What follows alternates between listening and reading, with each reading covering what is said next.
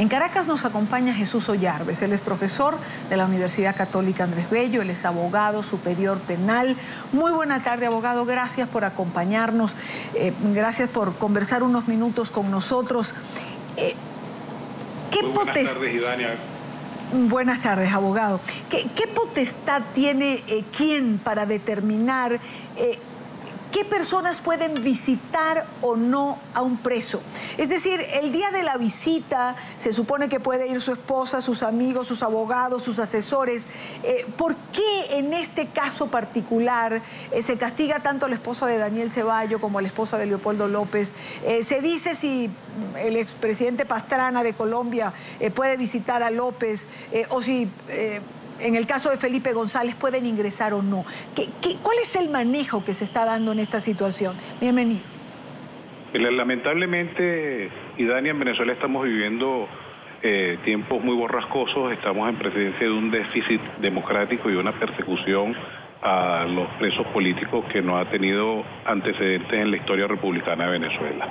Efectivamente, no existe ninguna ley y ningún tratado internacional que excluya o restrinja el derecho a las visitas a los privados de libertad. Por el contrario, las normas internacionales en materia de derechos humanos hacen énfasis en la importancia de permitir a los reclusos que mantengan contacto con el mundo exterior, y específicamente se trata del derecho a ser visitados por sus familiares, por sus amigos, el acceso a las organizaciones no gubernamentales en materia de derechos humanos, a los medios de comunicación, porque precisamente se trata de una garantía para verificar cuál es el estado de salud, cuál es el estándar que se le está aplicando en cuanto a su integridad física y psíquica.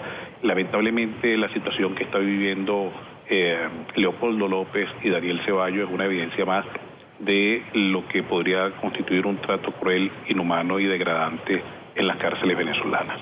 Bueno, y no solamente valga la oportunidad y el momento para decirlo, no solamente Daniel Ceballos y Leopoldo López, sino los demás presos políticos, sobre todo porque creo que muchos de ellos tienen la visita permitida, pero por ejemplo los muchachos que están en la tumba, en esa cárcel 5 metros más abajo del piso, Loren Salet, por ejemplo, que está allí y que tiene ya tantos meses incomunicados, sin ventana, con una luz prendida todo el tiempo, en condiciones que son francamente inhumanas.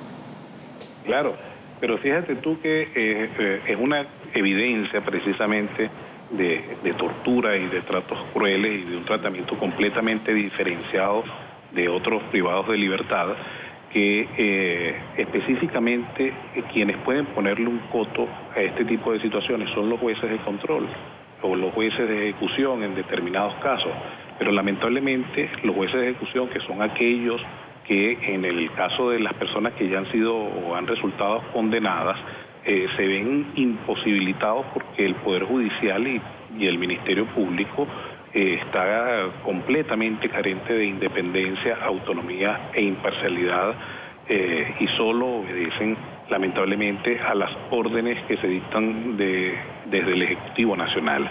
No podemos dejar de olvidar que estamos en presencia también de un libreto, de una hoja de ruta que ya en una oportunidad aquel célebre narcomagistrado Eladio Ramón Aponte había declarado públicamente de aquellas reuniones que se celebraban todos los viernes en la sede de la Vicepresidencia de la República y en la cual se judicializaba, se utilizaba todo el aparataje del Estado para ver cómo se restringía sus derechos, intereses y acciones. Y específicamente esto ocurría con factores que eran precisamente adversarios al gobierno nacional.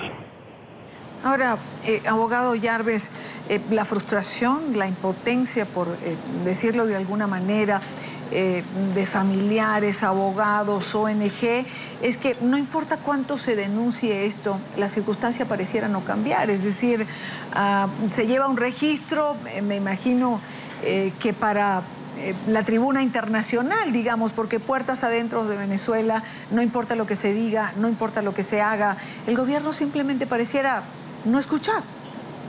El gobierno no escucha y tampoco ve, por una consideración muy simple, Dani, así las cosas se han cambiado. Si tú analizas las encuestas, tú te podrás percatar de que los resultados de un cambio electoral por la vía pacífica no se dejarán esperar.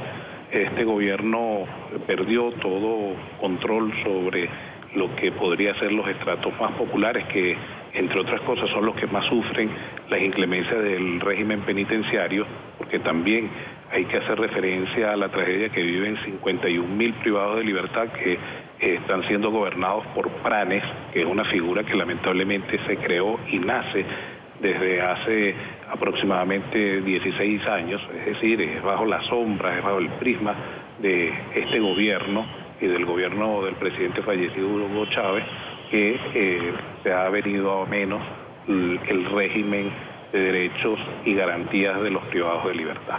El cambio se está viendo en las calles, precisamente cuando las amas de casa, los estudiantes y toda la base social se encuentran todos los días frente a la escasez, frente a la inseguridad y frente a la inclemencia de un gobierno forajido.